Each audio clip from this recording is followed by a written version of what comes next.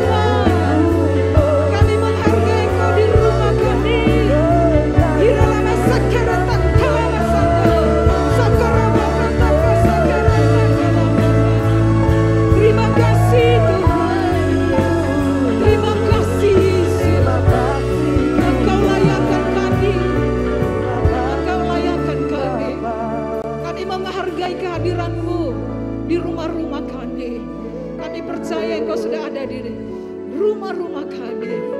Kami menghargai Engkau Yesus, Engkau yang sudah layakkan kami.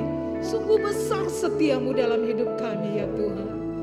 Ku tinggikan Engkau Tuhan, melebihi segalanya, lebih dalam ku menyembah dalam roh dan kebenaran. Ku tinggikan Engkau Tuhan, melebihi segalanya, lebih dalam ku menyembah dalam roh dan kebenaran, dalam roh dan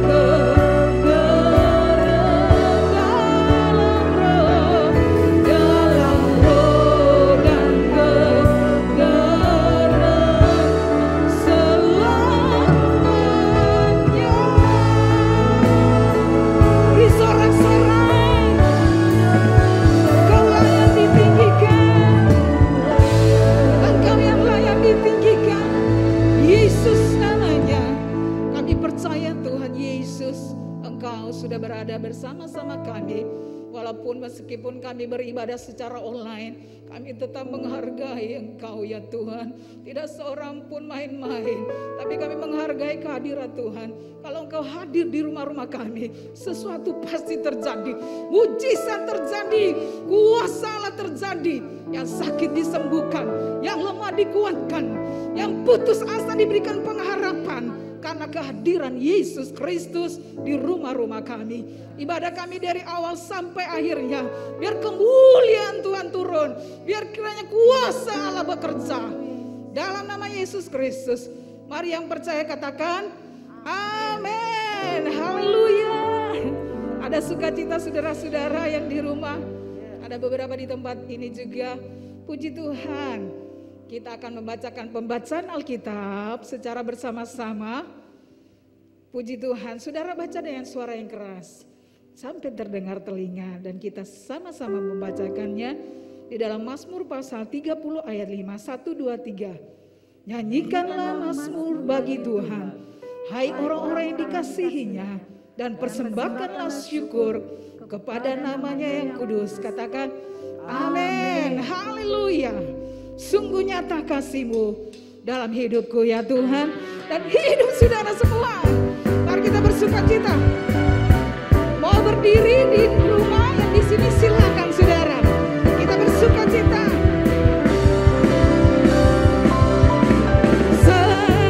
Seindahnya pelangi, seterangnya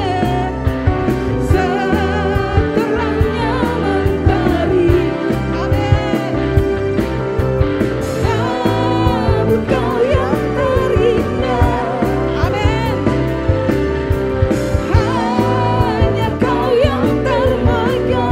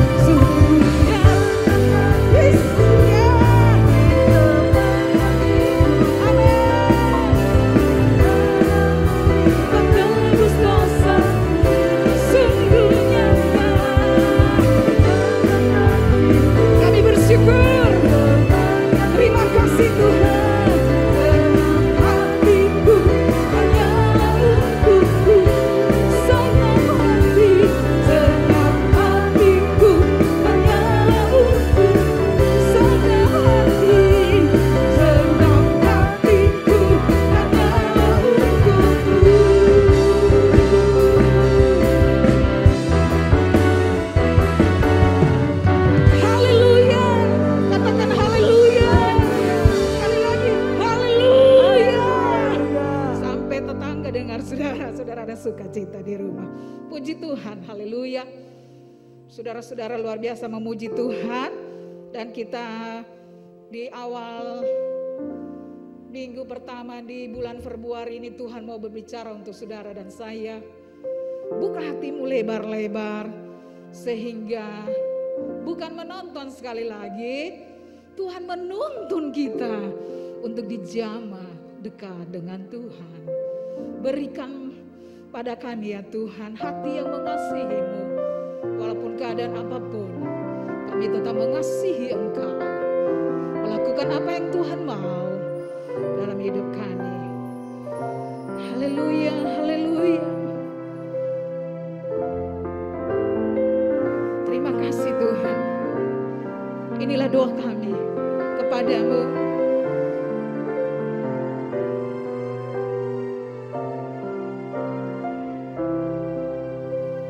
Berikan ku hati seperti hatimu yang penuh dengan belas kasihan. Berikan ku mata seperti matamu memandang tuaian di sekelilingku. Berikan ku tanganmu untuk melakukan tugasmu. Berikan ku kakimu melangkah dalam rencanamu. Berikan ku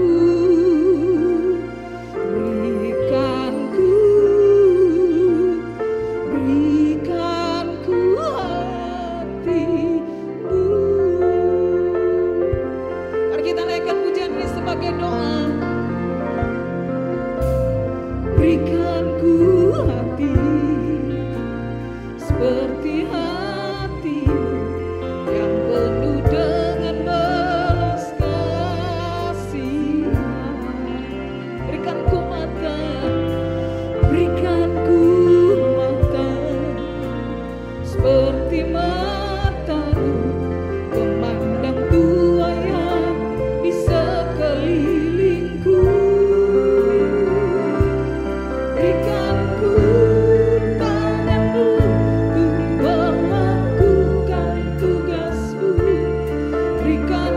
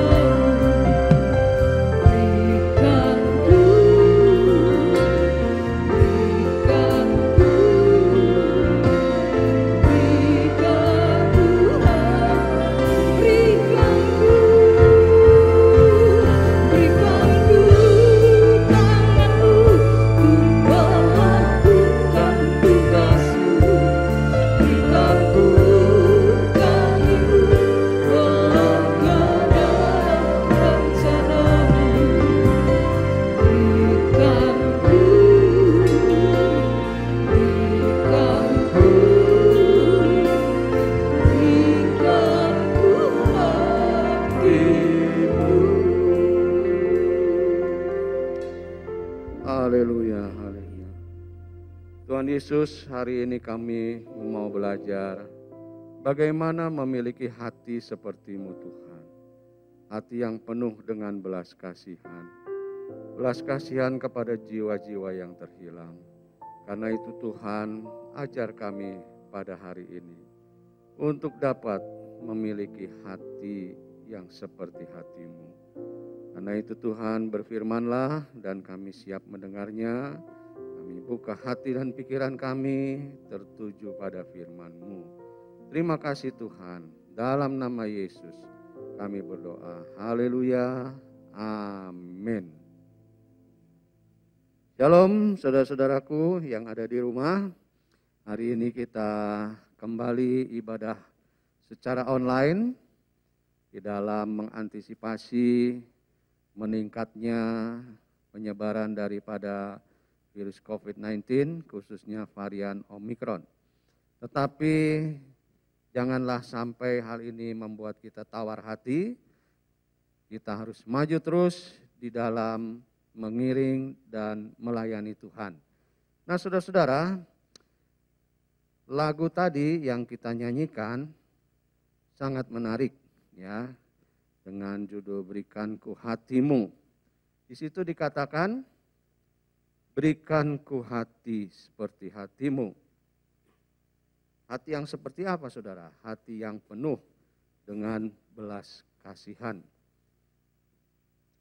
Bisa ditayangkan? Berikan ku mata seperti matamu, memandang tuayan di sekelilingmu. Berikan ku tanganmu untuk melakukan tugasmu. Berikan ku kakimu melangkah dalam rencanamu. Berikanku hatimu. Nah saudara-saudara, di sini menarik bahwa kita melalui pujian ini meminta kepada Tuhan. Tuhan, berikan hati seperti hatimu. Saudara-saudara, seperti apa hati Yesus itu? Hati Yesus itu adalah hati yang penuh dengan belas kasihan. Dan kalau kita menyanyikan lagu ini sebagai lagu permohonan kita, maka beranikah saudara-saudara setelah saudara menyanyikan lagu ini dan Tuhan memberikan hatinya kepada hatimu, maukah saudara juga mempunyai belas kasihan seperti yang Yesus punyai? Saudara-saudara, Yesus itu punya hati yang penuh dengan belas kasihan. Ya, kepada apa saudara? Saya membaginya di dalam dua hal. Yesus punya hati yang penuh belas kasihan pada penderitaan jasmani manusia. Ya, pada penderitaan jasmani manusia. Kita lihat contohnya di dalam Matius 14 ayat 14. Ketika Yesus mendarat, jadi Yesus itu ada di Danau Galilea, lalu ia mendarat. Ketika Yesus mendarat, ia melihat orang banyak yang besar jumlahnya. Maka tergeraklah hatinya oleh belas kasihan kepada mereka dan ia menyembuhkan penyakit mereka. Ya, jadi Yesus punya belas kasihan. Untuk apa? Menyembuhkan mereka yang terkena berbagai penyakit. Di dalam Matius 20 ayat 34 juga jelas dikatakan, maka tergeraklah hati Yesus oleh belas kasihan. Lalu ia menjamah mata mereka dan seketika itu juga mereka melihat dan mengikuti dia. Ya, Yesus mengasihi, timbul belas kasihannya. Melihat orang yang tidak bisa melihat. Melihat orang yang buta. Dan ia menyembuhkan mereka. Karena Yesus memiliki belas kasihan. Di dalam Markus 1 ayat 43 sampai 44 juga dikatakan demikian. Maka tergeraklah hatinya oleh belas kasihan. Lalu ia mengulurkan tangannya, menjamah orang itu dan berkata kepadanya, aku mau, jadilah engkau tahir. Seketika itu juga lenyaplah penyakit kusta orang itu dan ia menjadi tahir. Sekali lagi kita lihat Yesus yang penuh dengan belas kasihan pada orang-orang yang menderita secara jasmani, pada orang yang sakit kusta, ia menyembuhkan orang tersebut. Tetapi saudara-saudara, bukan hanya pada penyakit, ia juga melihat kebutuhan dasar manusia. Dalam Matius 15 ayat 32, katakan, lalu Yesus memanggil murid-muridnya dan berkata, hatiku tergerak oleh belas kasihan kepada orang banyak itu. Sudah 3 hari mereka mengikuti aku dan mereka tidak mempunyai makanan. Aku tidak mempunyai makanan. Aku tidak mau menyuruh mereka pulang dengan lapar. Nanti mereka pingsan di jalan. Ya. Jadi ini peristiwa ketika Tuhan Yesus memberikan makan 4.000 orang. Di kemudian hari dia memberi makan 5.000 orang. Ya. Jadi saudara-saudara, Yesus muncul, tergerak oleh belas kasihan. Bukan hanya kepada penderitaan jasmani yaitu penyakit, tetapi juga kebutuhan dasar manusia, yaitu orang yang tidak punya makan. Ya. Jadi saudara-saudara, kita lihat betapa luar biasanya Tuhan Yesus memperhatikan kita. Ya. Dia penuh dengan belas kasihan untuk kita. Nah saudara-saudara, tadi saya katakan bahwa hati Yesus penuh belas kasihan pada penderitaan jasmani.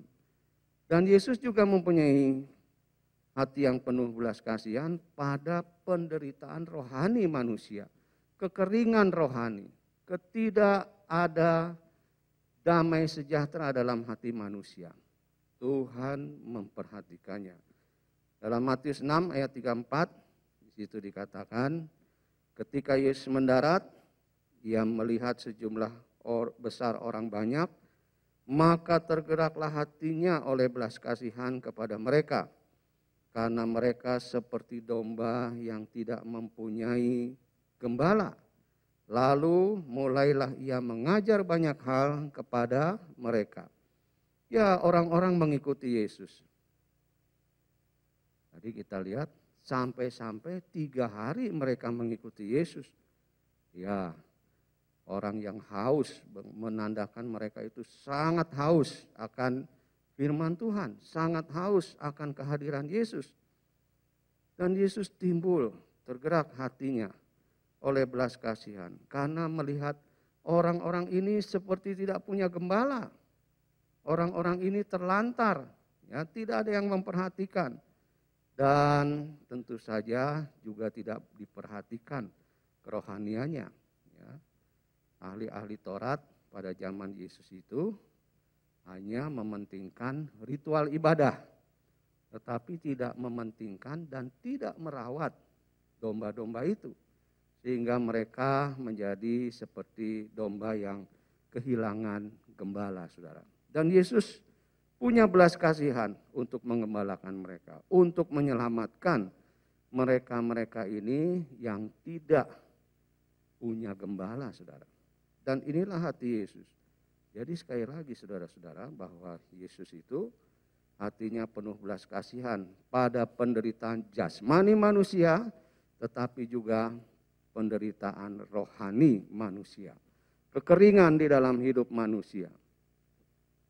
Kesendirian di dalam kehidupan manusia. Yesus memperhatikannya. Nah, mengapa saudara-saudara kalau kita lihat dari bacaan-bacaan yang kita telah baca tadi, Yesus banyak, seringkali, berulang-ulang menyatakan belas kasihannya kepada orang-orang. Ya. Kenapa? Kenapa harus ada belas kasihan? Mengapa sebagai murid Kristus kita harus memiliki hati Yesus? Sampai-sampai kita menyanyikan lagu yang tadi, ya. Berikanku hati seperti hatimu. Hati yang seperti apa? Hati yang penuh belas kasihan. Nah saudara-saudara, ternyata belas kasihan adalah kehendak Yesus sendiri. Ya. Di dalam Matius 9 ayat 12-13 katakan, jadi pergilah dan pelajarilah arti firman ini. Yang ku kehendaki ialah belas kasihan dan bukan persembahan. Karena aku datang bukan untuk memanggil orang benar, melainkan orang berdosa. Jadi saudara-saudara, dari bacaan ini jelas ya bahwa yang Tuhan kehendaki, yang Tuhan Yesus inginkan adalah belas kasihan. Dia ingin supaya murid-muridnya, pengikutnya mempunyai belas kasihan dalam hatinya. Bukan hanya sekedar memberi persembahan, saudara. Ya. Persembahan itu adalah bentuk yang paling nyata, ya, bentuk paling nyata dari kasih kita, tetapi sebetulnya juga bentuk yang paling kecil. Ya. Karena itu bisa terjadi persembahan kita itu, ya bisa saja menunjukkan sebetulnya kemunafikan kita, saudara-saudara. Ya. Bisa saja dilakukan oleh semua orang. Tetapi belas kasihan dalam hati ini siapa yang lihat, saudara? Ya. Kalau kita kasih persembahan orang lihat, ya, supaya bisa dilihat, bisa dianggap, wah iya ya, udah kasih persembahan, kita masukkan dalam kotak persembahan, orang lihat. Tetapi belas kasihan itu ada di dalam hati. Belas kasihan terhadap jiwa-jiwa yang terhilang, ya, belas kasihan terhadap orang-orang yang menderita, ada di dalam hati, saudara. Enggak kelihatan. Hanya Yesus, hanya Tuhan yang tahu kehidupan kita. Dan Tuhan ingin supaya kita semua memiliki belas kasihan. Sekali lagi, yang ku kehendaki ialah belas kasihan. Nah, jadi sekali lagi belas kasihan adalah kehendak Yesus. Namun juga belas kasihan adalah salah satu hal yang terpenting dalam kita mengiring Tuhan. Ya, saya percaya bahwa hukum-hukum atau kitab Taurat itu tidak dihilangkan, saudara, tetapi telah digenapi. Ya, karena itu Tuhan bilang dalam Matius 23 ayat 23, sebab persepuluhan dari selasih, adas manis dan jintan kamu bayar. Tetapi yang terpenting, nah ini ya, catat, yang terpenting dalam hukum Taurat, kamu abaikan. Jadi itu yang tadi saya katakan, persembahan kita bisa bayar, saudara. Ya, tapi yang terpenting dalam hukum Taurat, kita abaikan. Justru yang terpenting itu kita lupakan, saudara. Tidak dikerjakan. Apa itu? Yaitu keadilan dan belas kasihan dan kesetiaan. Jadi ini hal yang terpenting dalam hukum Taurat. Keadilan, belas kasihan, dan kesetiaan justru tidak dilakukan. Dan Tuhan Yesus, dia memberi komentar ini kepada ahli-ahli Taurat, saudara. Ya. Ahli Taurat sebagai orang-orang yang menjalankan perintah Tuhan, ternyata pun masih ada kekurangannya. Ya. Mereka bayar bersepuluhan memang, karena itu yang dilihat orang. Dan ketika orang lihat mungkin orang memuji mereka, oh iya ya benar kasih persepuluhan. Tetapi hatinya itu enggak kelihatan orang kan, ya, hanya Tuhan yang tahu. Dan Tuhan menegur, persepuluhan mah kamu rajin, ya, tapi yang terpenting yaitu menjalankan firman Tuhan kamu tidak lakukan. Apa itu? Keadilan, belas kasihan, dan kesetiaan. Ya. Nah, kita ingat juga saudara-saudara, di dalam Filipi 2 ayat 1 dikatakan begini, jadi karena dalam Kristus ada nasihat, ada penghiburan kasih, ada persekutuan roh, ada kasih mesra, dan belas kasihan. Jadi saudara-saudara, dalam Kristus itu pasti ada belas kasihan. Dan kalau kita menyatakan diri kita sebagai murid Kristus, seharusnya dan otomatis belas kasihan itu ada di dalam hidup kita. Harusnya begitu, ya kan? Cuman kan ada orang yang ya pura-pura tidak tahu penderitaan orang dan tidak mau tahu penderitaan orang, ya kan? Yang kelihatan aja lah saudaranya yang menderita itu dia tidak perhatikan, saudara. Ya. Apalagi yang Tuhan yang tidak kelihatan, yaitu cuman omong kosong aja, saudara. Ya.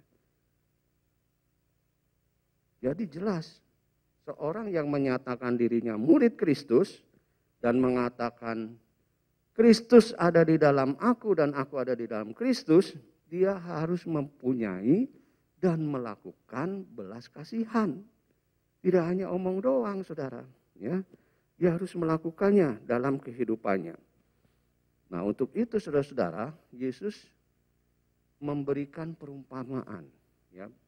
Bagaimana sebetulnya belas kasihan itu harus berjalan, harus bekerja. Bagaimana belas kasihan itu sebetulnya harus dikerjakan. Dan itu kelihatan dalam perumpamaannya sebagai orang Samaria yang baik hati. Ya. Yesus mengidentikan dirinya dengan orang Samaria itu. Nanti saudara baca secara lengkap dalam Lukas 10. Saya potong mulai ayat 33. Sudah tahu ceritanya, ada seorang yang dirampok habis-habisan, hartanya diambil dan dia sendiri dipukuli sampai setengah mati, saudara. Ya. Ada imam liwat, hanya liwat saja, saudara, dari jauh. Dia lihat, ya kayaknya ini bukan tugas saya nih. Gitu ya. Orang Lewi liwat, orang Lewi itu orang yang melayani di bait Allah. Ya, para aktivis hamba-hamba Tuhan juga mereka itu. Dia lihat, ya dia lewat juga, sudah ngelengos saja, saudara. Ya. Tetapi dalam ayat 33 dikatakan, lalu datang seorang Samaria yang sedang dalam perjalanan ke tempat itu. Dan ketika ia melihat orang itu, tergeraklah hatinya oleh belas kasihan. Ia pergi kepadanya, lalu membalut luka-lukanya, dan seterusnya sudah baca itu ya, menyiram dengan anggur. Kenapa anggur? Ya anggur itu ada alkoholnya ya, dan alkohol itu kan mematikan kuman ya. Itu mungkin pertolongan pertama, saudara ya, pada orang yang terluka itu. Bukan hanya itu, dia menaikkan ke atas keledainya, dia membawa ke tempat penginapan, menyuruh orang merawatnya, bahkan meninggalkan uang untuk perawatannya itu, saudara. Kenal? Enggak kenal, saudara. Ya. Orang Samaria ini tidak mengenal. Tetapi karena tergerak hatinya oleh belas kasihan, maka ia merawat orang yang terluka itu. Ya, ini menggambarkan Yesus, saudara, yang hatinya penuh dengan belas kasihan. Siapa orang yang dirampok itu, saudara? Kitalah yang sebetulnya sedang menderita demikian rupa. Dirampok habis-habisan, dipukuli setengah mati. Ya, seharusnya kita ya tidak ada apa-apanya di hadapan Tuhan ini. Ya. Tapi Tuhan melihat kita. Tuhan tergerak hatinya oleh belas kasihan dan akhirnya merawat kita, saudara, ya, menyelamatkan kita. Gambaran Yesus yang lain ada dalam perumpamaan anak yang hilang. Ya, kita juga tahu ceritanya, saudara, kisahnya anak yang bungsu sudah minta harta warisannya padahal bapaknya belum mati. Foya-foya, jatuh miskin, ya. Harusnya secara logika, ini orang sudah dapat haknya, sudah dapat warisannya, udah dong selesai, gitu kan? Ya.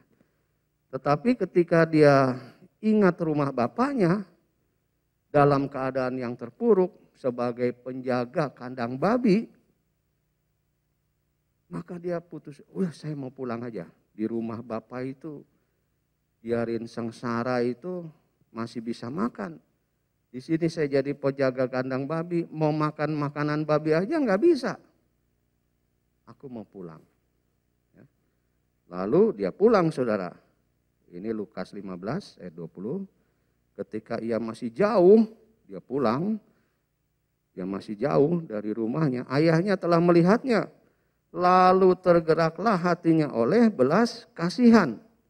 Ayahnya itu berlari mendapatkan dia lalu merangkul dan mencium dia. Bukan hanya itu, saudara. Kasih cincin, ya pasti dimandiin dulu lah. Ya. kasih cincin, kasih baju baru, jubah baru, potong anak lembu, saudara, pesta, merayakan anaknya yang, ya kalau mau dibilang tanda petik durhaka itu, kembali, tapi bapak sukacita, ayahnya sukacita, saudara. Ya. Itulah gambaran Yesus yang penuh dengan belas kasihan. Kita ini sebagai anak bungsu yang telah kualat, saudara, yang telah durhaka demikian rupa. Tetapi ketika Allah, ketika Yesus melihat kita, dia tergerak hatinya oleh belas kasihan dan dia yang duluan berlari, saudara, mendapatkan anaknya, mencium dan merangkul kita, saudara. Jadi kalau kita lihat betapa besarnya ya belas kasihan Tuhan kepada kita, saudara. Luar biasa belas kasihan Tuhan kepada kita itu. Ya. Lalu bagaimana dengan kita, saudara? Apakah kita punya belas kasihan juga? Seperti yang telah kita nyanyikan, berikanku hati. Jangan cuma lip service saja, saudara. Ya. Jangan cuma bisa nyanyi, berikanku hati. Sambil nangis-nangis, ya. Berikanku hati yang penuh belas kasihan. Tapi kita cuma nyanyi aja, tidak melakukan, tidak bergerak. Nah ini bedanya Tuhan dengan kita, saudara. Ya. Kalau Yesus bagaimana? Yesus itu, ya, hati Yesus itu penuh dengan belas kasihan. Yang model apa, saudara? Belas kasihan yang tulus dan murni. Enggak ada udang di balik batu, saudara. Ya. Hati Yesus penuh dengan belas kasihan yang tulus dan murni. Tanpa motivasi, pamer, dan ingin dipuji orang. Beda ya, manusia beda ya. Kalau kita itu melakukan segala sesuatu itu kadang-kadang ada motivasi di belakang perbuatan kita itu. Ya, kelihatannya kita orang baik. Kelihatannya kita itu penuh belas kasihan. Tetapi sebetulnya ada motivasi pamer dan motivasi ingin dipuji orang. Yesus tidak lakukan itu, saudara. Ya, dia lakukan dengan penuh ketulusan dan kemurnian. Dan seharusnya itulah yang menjadi juga apa yang harus kita kerjakan dalam hidup kita. Ya. Supaya lagu yang kita nyanyikan itu menjadi sinkron. Berikanku hati yang penuh belas kasihan. Ya, sinkron kan, ya, sejalan. Enggak ada motivasi pamer dan ingin dipuji orang, saudara.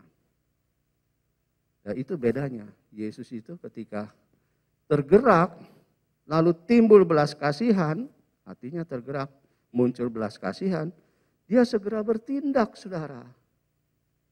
Ya dia nggak bilang, nanti aja, tunggu. Gue sih kasihan sama dia, tapi ya nanti aja.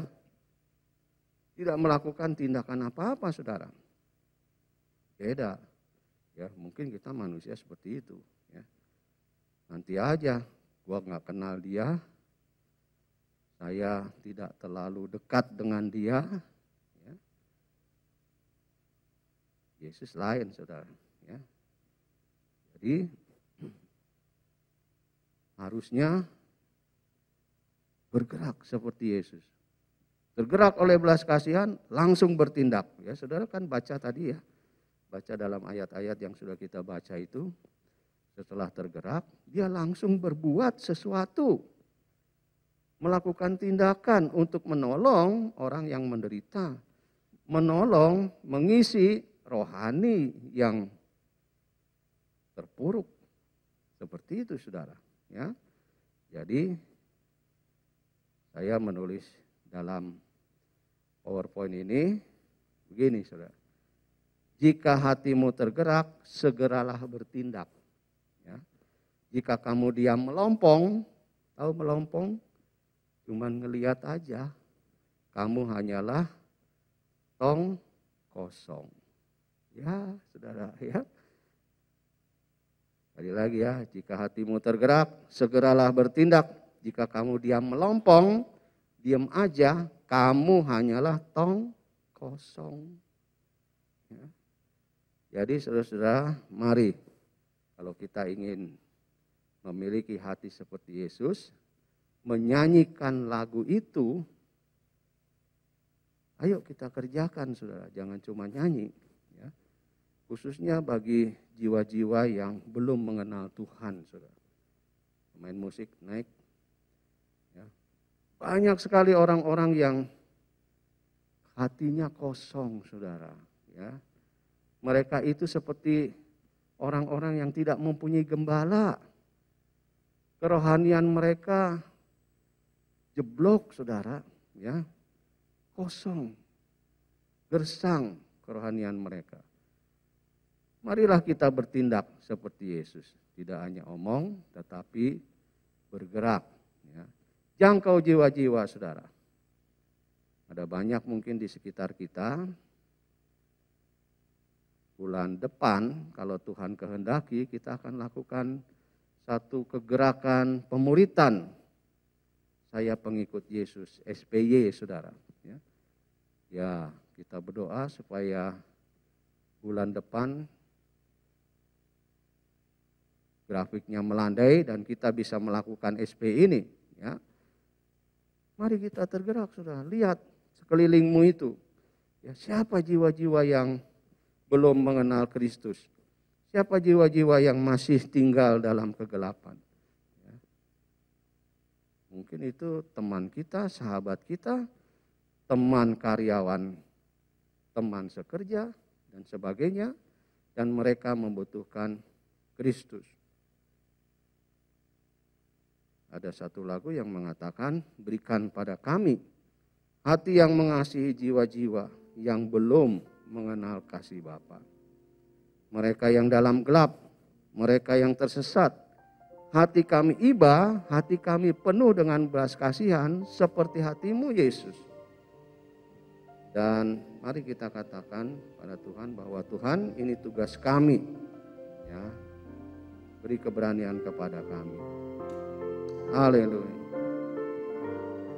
Mari kita nyanyikan lagu ini sambil menaikkan doa kita.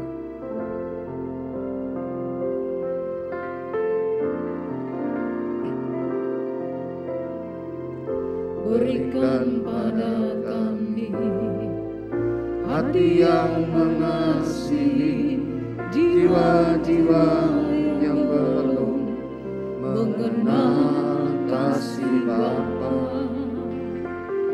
Mereka yang dalam gelap, mereka yang tersesat, hati kami iba seperti hatimu Yesus. Tuhan, ini tugas kami, beri keberanian bagi kami. Taruhlah Roh yang rela melayani dan menyenangkan hati Tuhan, itu yang kuingini. Berikan pada kami Tuhan,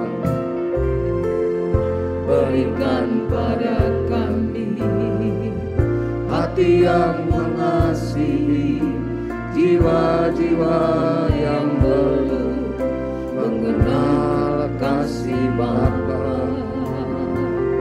Mereka yang dalam gelap, mereka yang tersesat, hati kami iba seperti hatimu Yesus.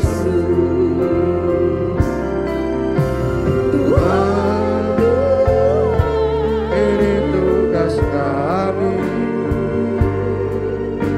beri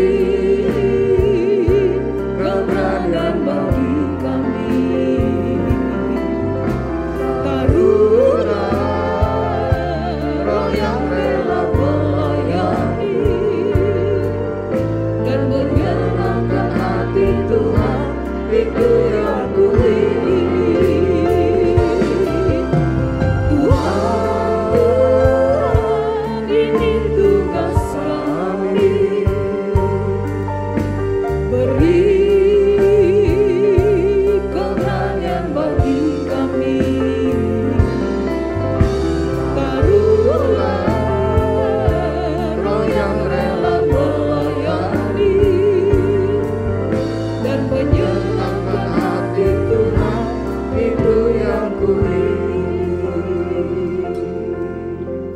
Tuhan Yesus, kami ingin memiliki hati yang seperti Engkau Tuhan, hati yang penuh dengan belas kasihan.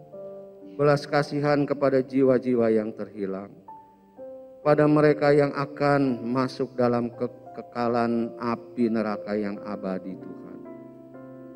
Kami ingin menarik mereka Tuhan dengan belas kasihan yang ada seperti hati-Mu Tuhan. Karena itu Tuhan, pakai kami menjadi perpanjangan tangan-Mu Tuhan untuk menjangkau jiwa-jiwa yang masih tinggal dalam kegelapan.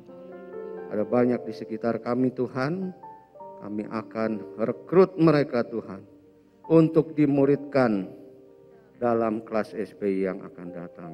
Kami berdoa, beri keberanian kepada kami, hikmat, agar kami dapat menjangkau mereka dengan kasih Kristus. Terima kasih Tuhan, terima kasih Bapa.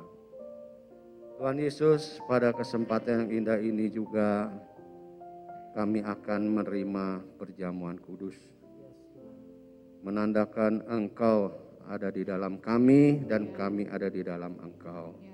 Karena itu Tuhan, sebelum kami menerima tubuh dan darah-Mu, sucikan hati dan pikiran kami Tuhan. Ampunilah segala kesalahan kami, supaya kami layak menerima tubuh dan darah-Mu, dan jangan kami berdosa kepadanya.